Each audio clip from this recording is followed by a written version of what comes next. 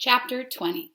The morning we are about to leave for Werowocomo, I am jittery with excitement. Namatak is too. It will be his first time since he went home, since he went to England. He will have lots of stories to tell his people. You will love my home, he says to me. It is, I know I interrupt him, much better than my home. We both laughed.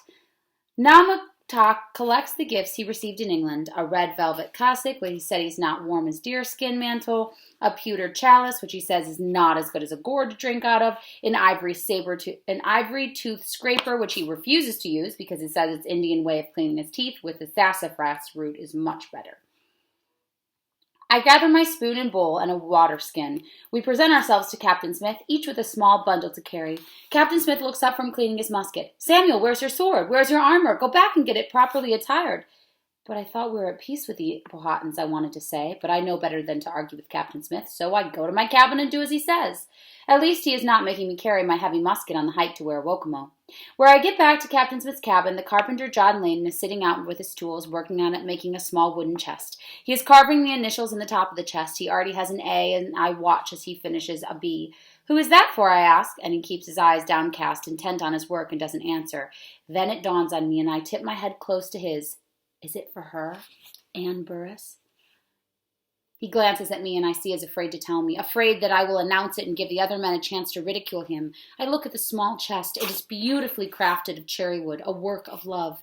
I watch him as he begins to carve a border around the initials, and John Layden is a quiet man, sturdy and kind. He is the only man who has decided to woo Miss Anne Burris with something other than bragging and strutting. I lean close.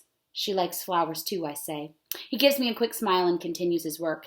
Captain Smith is ready to go. He carries his musket and has not one but 2 bull-deers of gunpowder strung across his chest. His sword hangs at his side and he is wearing full armor. He looks like he's going into battle, not visiting someone to invite him to come get presents. This crowning of the Powhatan must truly be a bad idea. There are only 6 of us going, me, Captain Smith, Namatak, and 3 soldiers. We hike over for about 12 miles, and when we come to the Pumsky River, which separates us from Werowocomo, we find a canoe in the rushes and use it to paddle across. When we reach the other side, I see nothing but the tall grand trees with their eyes turning red and gold. Come, says Namatak, Piaqua. The worn footpath brings us to the woods, and soon I smell smoke from the cook fires. Namatak breathes deeply and smiles. He's coming home.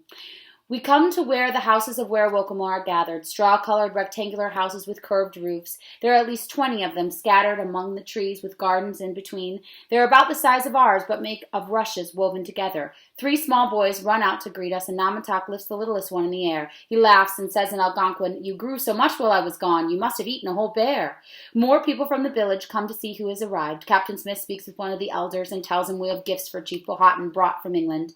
Will the great chief come to Jamestown to receive the gifts? The elder says that Chief Powhatan is in another village 30 miles away. He will send for him immediately, but he will not arrive until tomorrow.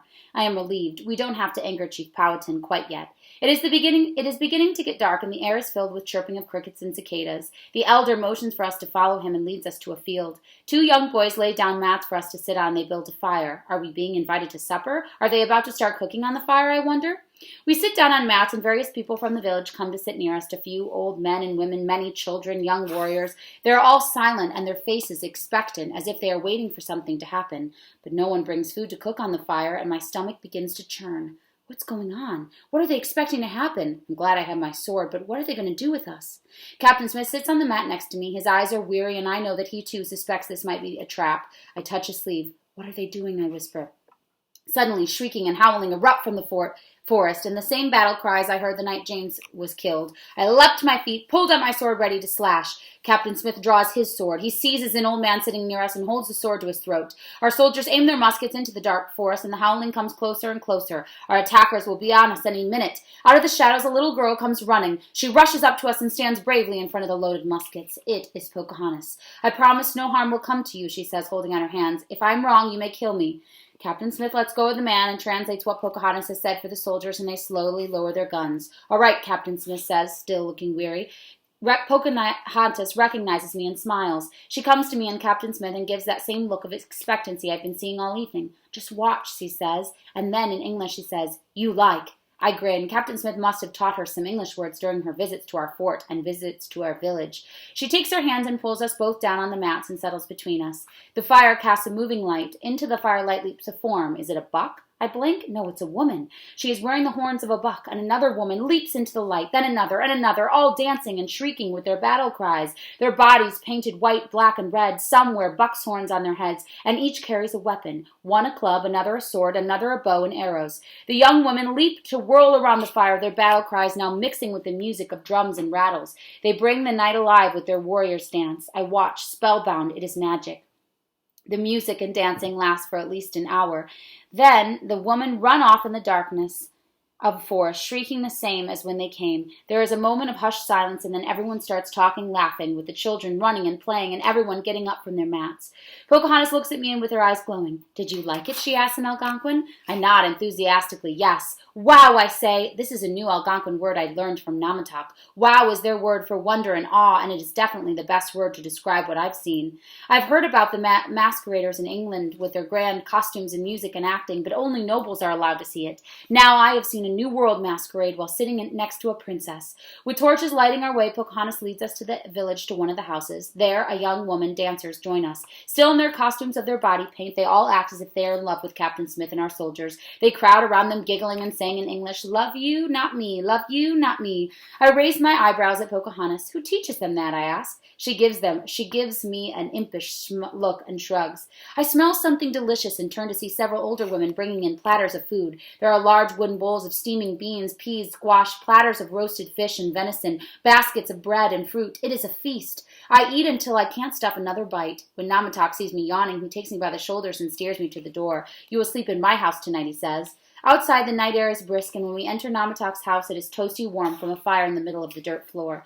The smoke gathers in the high ceiling and escapes through a hole in the roof. Lining the walls, there are platforms made with poles, reed mat, skins. I see that Namataq's brothers, the 3 little boys who greeted them when we arrived, are already asleep on the platforms. He points to where I will sleep next to the smallest boy. He gives me a deerskin blanket to keep me warm. As I lie in the bed, I can still hear the talking and laughing coming from the house where the feast is going on. Namataq is right, I think. His home is much better than Jamestown. There is more food and more joy in this one night here than the whole year in Jamestown. Thomas Savage only had to stay a little while in Werowocomo. Why didn't he not beg to be allowed to stay in the forever? I wish I could come here to live. I would learn the Algonquin language even better, and I would be able to trade and help the colony. Namataq could teach me how to make bow and arrows and shoot straight. I could hunt and help feed us. I wonder if this is what Reverend Hunt means by making decisions out of love. Love for our newfound Indian friends. Love for our frail New World colony. I remember when we first landed in Virginia, and again the night of the Indian raid, how I thought I hated all the natives and wanted our men to shoot them, to kill them. Those thoughts seem so strange to me now that Namataq has become my friend and Chief Powhatan has rescued us from cold and starvation, and the Princess Pocahontas has treated us as her countrymen. This new world is a good place to live, I think, as long as we are in peace with the Powhatan people. Then I remember how Captain Smith dressed as a warrior to bring the news of the coronation to Chief Powhatan, how he said this news would not sit well with the chief, and I wonder how long the peace and the love will last.